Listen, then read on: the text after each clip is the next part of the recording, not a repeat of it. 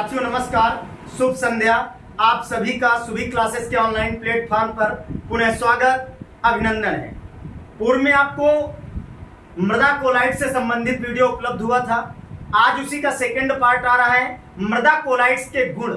मृदा कोलाइट्स के जो गुण होते हैं दोस्तों, वो किसके समान होते हैं? कोलाइट्स के ही समान होते हैं। लेकिन कुछ गुण ऐसे होते हैं जो साथियों कुछ अलग पाए जाते हैं, जिनमें से सबसे पहले गुण की हम बात करते हैं तो जो सबसे पहला गुण पाया जाता है वो है आपका क्या? सहसंयोजन। सहसंयोजन व आसंजन, जिनको हम ये जानते हैं बल भी कहा जाता है, एक प्रकार के फोर्स है, उनके बारे में हम जानेंगे। सहसंयोजन क्या होता है? यानी समान गुणों वाले अणुओं के मध्य जो आकर्षण बल कार्य करता है या जो आकर्षण बल लगता है उसे हम क्या कहते हैं? सहसंयोजन कहते हैं। एग्जाम्पल के तौर पे जैसे मान लें जल एक द्रव है और जल के अणुओं के मध्य जो इस प्रकार की क्रिया होती है उसे हम क्या कह देते हैं? उसे हम कह देते हैं सहसंयोजन। लेकिन अगर यही असमान गुणों वाले अणुओं के मध्य आकर्षण की क्रिया हो तो उसे हम क्या कह देते हैं? आसंजन। जैसे ठोस प्लस द्रव प्रवस्था के मध्य। तो सबसे पहले इस बात को क्लियर करते हैं कि आसंजन क्या होता है और सहसंयोजन क्या होता है। तो समान गुणों वाले जो अणु होते हैं उनके मध्य जो आकर्षण होता है उसे हम सहसंयोजन कहते हैं। तो समान गुण वाले अणुओं के मध्य आकर्षण को क्या कहते हैं भाई? सहसंयोजन। क्या कहते हैं? सहसंयोजन कहते हैं। क्या कहते हैं? सहसंयोजन कहते हैं। अब जैसे उदाहरण पे बात कर ले, जैसे पे तो क्या आ जाएगा? जैसे जल मैंने कहा एक द्रव है, तो जल के दो अणुओं के मध्य अगर आकर्षण क्रिया होती है तो जल के दो अणुओं के मध्य, जैसे जल के दो अणुओं के मध्य आकर्षण, ये क्या कहलाएगा? यानी सहसंयोजन कहलाएगा। अब इसी रूप में दूसरे को देखते हैं तो दूसरा आपका क्या है? आसंजन। तो दो जो असमान गुण वाले, जबकि मैंने लिखा दो समान गुण वाले, यानी समान गुणों वाले अणुओं के मध्य, ठीक है, आकर्षण को सहसंयोजन कहते हैं। यहां पर मैं लगा देता हूं दो, ठीक है। इसी तरह से अगर हम बात करें आसंजन तो असमान गुणों वाले अणुओं के मध्य, ठीक है। तो यहां मैं लिखता हूं असमान गुणों वाले अणुओं के मध्य क्या? आकर्षण क्या कहलाएगा भाई? आकर्षण को क्या कहते हैं? आसंजन। क्या कहते हैं? आसंजन कहते हैं। आसंजन कहते हैं। अब इसके एग्जाम्पल की बात करते हैं तो दो असमान जिनमें समानता नहीं है, तो ठोस प्लस द्रव प्रवस्था के मध्य, इसमें जैसे यहां लिख देता हूं, जैसे ठोस तथा द्रव के मध्य क्या? आकर्षण। तो ये क्या कहलाएगा? आसंजन कहलाएगा।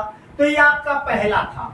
दूसरे पर जब मैं बात करता हूं तो दूसरे पर सुगठ्यता क्या आ जाएगा आपका? सुगठ्यता क्या होती है? मीन्स ऐसा गुण होता है जैसे मृदा कोलाइट्स है या मृतिका है जिसमें ऋणावेश पाया जाता है, बल लगाने पर मृदा एक रूप से दूसरे रूप में बदल जाती है, लेकिन जब आप उससे बल हटाते हो तो पुनः उसी रूप में आ जाती है। और यह गुण सबसे ज्यादा दोस्तों मोंटोमोल्डाइट में और सबसे कम जो पाया जाता है केओलिनाइट में पाया जाता है। तो यहां देखें, सबसे पहले बात करते हैं किस पर? सुघट्यता पर। सुघट्यता क्या होती है? तो बल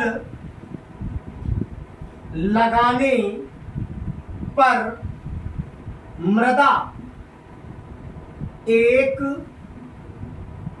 रूप से क्या हो जाती है भाई, दूसरे रूप में परिवर्तित हो जाती है, बदल जाती है। क्या हो जाती है भाई, परिवर्तित हो जाती है, परिवर्तित हो जाती है। ठीक है, लेकिन बात क्या है, किंतु बल हटाने पर, किंतु बल हटाने पर पुनः उसी रूप में आ जाती है, उसी रूप में क्या होती है दोस्तों, आ जाती है। तो इस प्रकार की प्रक्रिया क्या कहलाती है, सुघट्यता। अब होता क्या है, मैंने कहा कि सुघट्यता में बल लगाने पर मृदा एक रूप से क्या होती है, दूसरे रूप में बदल जाती है। क्या होती है, एक रूप से दूसरे रूप में बदल जाती है, परिवर्तित हो जाती है।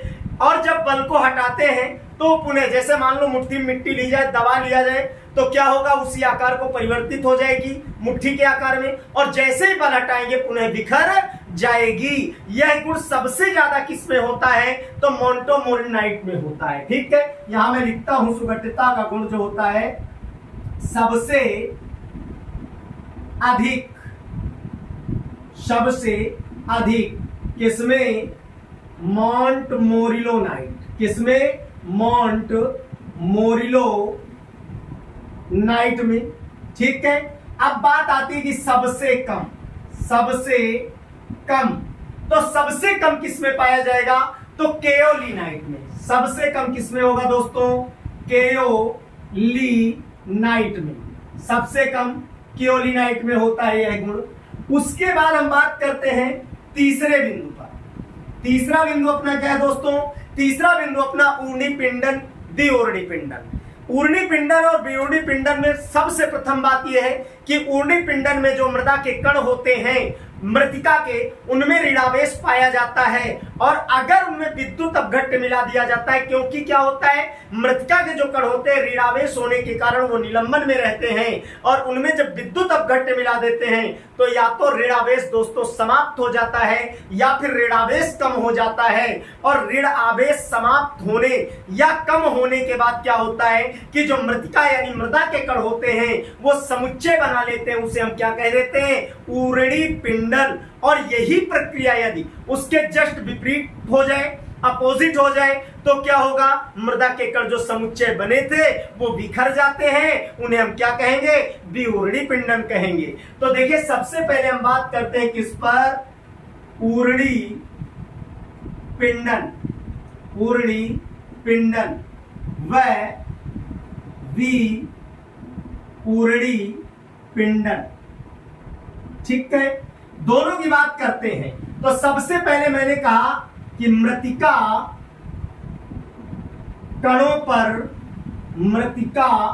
कणों पर क्या पाया जाता है, ऋण आवेश। क्या पाया जाता है, ऋण आवेश की उपस्थिति पाई जाती है। ऋण आवेश होता है मृतिका कणों पर, ऋण आवेश होता है, बिल्कुल राइट बात है। लेकिन ऋणावेश होने के साथ साथ मैंने कहा अब ऋणावेशित होते हैं तो रहेंगे कैसे, तो निलंबन में। ये निलंबन में रहते हैं, किसमें, निलंबन में। निलंबन माने वैसे तैरना, निलंबन में रहते हैं, सही बात है। अब निलंबन में होते हैं लेकिन करेंगे क्या, इनमें विद्युत या वैद्युत अपघट्य मिलाने पर क्या हो जाएगा, ऋण आवेश कम, या फिर क्या होगा, कम हो जाएगा, ऋण आवेश कम या समाप्त। क्या हो जाएगा भाई, समाप्त हो जाएगा, या कम हो जाएगा या समाप्त हो जाएगा। ठीक है, अब जब ऋणावेश कम या समाप्त हो जाएगा तो होगा क्या कि जो कण है वो आपस में समुच्चय बना लेते हैं, ऋणावेश समाप्त हो जाएगा और कण आपस में दोस्तों क्या बना लेते हैं, समुच्चय बना लेते हैं। क्या बना लेते हैं, समुच्चय। शब्द से निकल रहा है ऊर्णी पिंडन, यानी पिंड के रूप में परिवर्तित हो जाते हैं, आपस में समुच्चय बना लेते हैं। इस प्रक्रिया को क्या कहेंगे, इसे कहते हैं ऊर्णी पिंडन। क्या कहते हैं, ऊर्णी पिंडन कहते हैं। ठीक है, क्या कहते हैं, ऊर्णी पिंडन कहते हैं। बट अगर इसके अलावा हम बात करें तो क्या होगा, अगर यही प्रक्रिया विपरीत हो जाए, जो उपरोक्त है ऊर्णी पिंडन की दोस्तों, अगर यही प्रक्रिया विपरीत हो जाए तो उसे क्या कहते हैं, विऊर्णी पिंडन कहते हैं। क्यों, जो पिंडन की प्रक्रिया हुई थी, जो समुच्चय बना था, उसके कण टूट जाते हैं, बिखर जाते हैं और उसे हम विऊर्णी पिंडन कहते हैं। तो क्या होगा कि मीन्स यदि यह प्रक्रम क्या हो जाए, विपरीत हो जाए, तो कण टूट जाते हैं, उसे हम विऊर्णी पिंडन कहते हैं। तो अगर यह प्रक्रम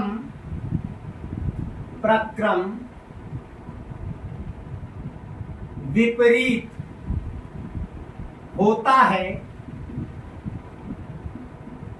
है तो कण टूट जाते हैं। क्या होते हैं भाई, कण टूट जाते हैं, जिसे हम क्या कह देते हैं, जिसे विऊर्णी पिंडन कहते हैं। क्या कहते हैं भाई, विऊर्णी पिंडन कहते हैं। क्या कहते हैं, विऊर्णी पिंडन कहते हैं।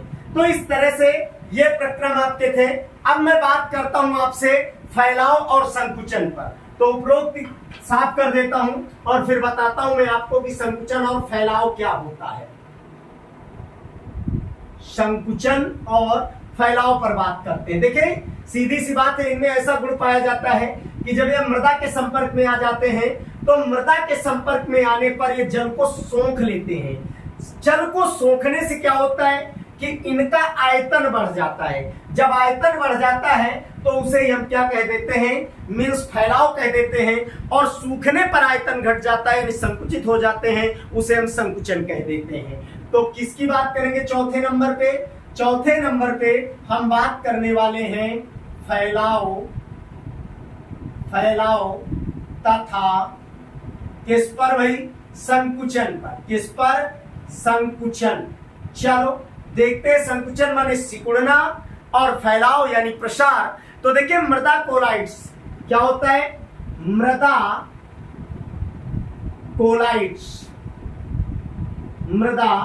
कोलाइट्स जब किस में आ जाते हैं भाई, जल के संपर्क में। ठीक है, तो जल के संपर्क में आने पर क्या होता है, मृदा कोलाइट्स जब जल के संपर्क में आ जाते हैं तो क्या होता है, जल को सोख कर यानी ऑब्जर्व करके आयतन में वृद्धि कर लेते हैं। क्या कर लेते हैं भाई, आयतन में वृद्धि कर लेते हैं। ठीक है, अब जब आयतन में वृद्धि हो गई तो इसे ही हम क्या कहेंगे, इसे ही फैलाव कहते हैं। क्या कहते हैं दोस्तों, इसे ही फैलाव कहते हैं। ठीक है, चलो एक प्रोसेस ये हो गई। दूसरे की बात करते हैं, जो फैलाव हुआ था यानी जल को सोख करके आयतन में फैलाव हुआ, वृद्धि हो गई, ठीक है, या कह दिया जाए फूल गए, लेकिन जब सूखते हैं तो सूखने पर क्या हो जाता है, संकुचन हो जाता है। ठीक है, अब वही कण यानी सूखने पर क्या लिखूं, मृदा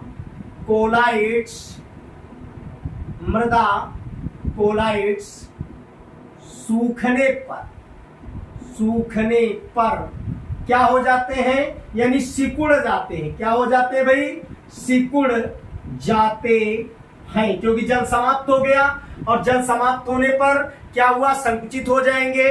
तो संकुचित हो जाएंगे तो वही संकुचन है। तो मृदा कोलाइड सूखने पर सिकुड़ जाते हैं, इसे ही क्या कहते हैं दोस्तों, संकुचन। क्या कहते हैं, संकुचन। संकुचन कहते हैं। क्या कहते हैं, संकुचन कहते हैं।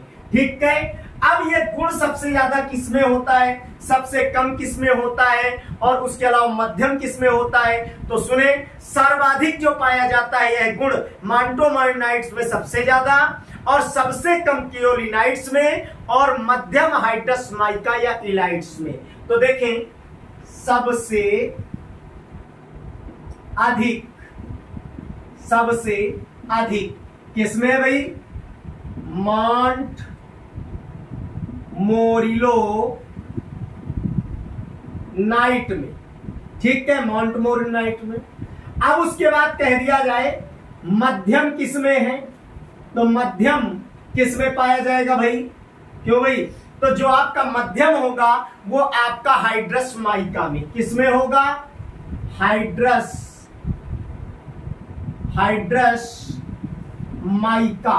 हाइड्रस माइका मतलब इलाइट में, किसमें, इलाइट में।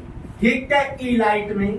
और अगर कह दिया जाए कि सबसे कम, सबसे कम किसमें होता है, तो सबसे कम जो होगा आपका केओलिनाइट में। किसमें होगा, केओलिनाइट में। ठीक है। तो इस तरह से आज हमने मृदा कोलाइड्स के गुणों के बारे में जाना और पढ़ा।